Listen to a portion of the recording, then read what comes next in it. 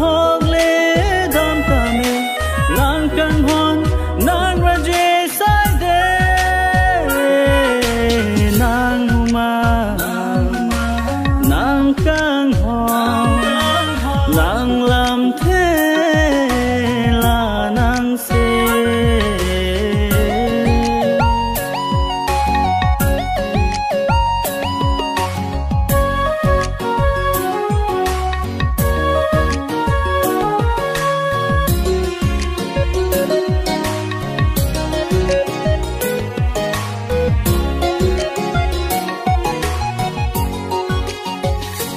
फिर भी कहाँ चे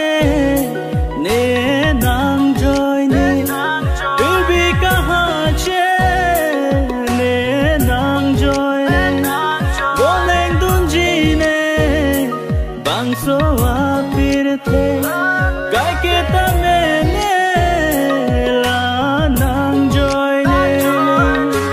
nang kan ho na joy ne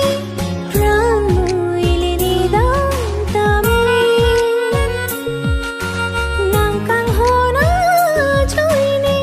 ram muile ni dam tame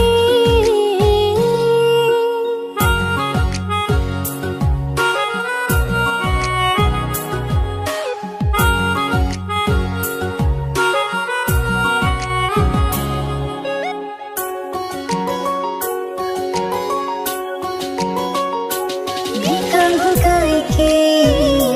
thil thi nang long di mi kang ho kai ke thil thi nang long di ru pha lam ho ni ar ju ji du sum jo he ta chi cha de ji ne nang kan hon na joy ne ran mui ta chi pi ji ne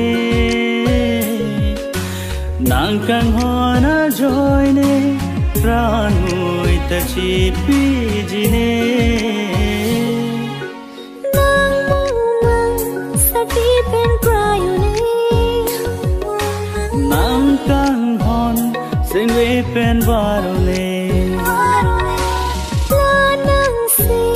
la puan kar chumi nang lam the sing we phan pare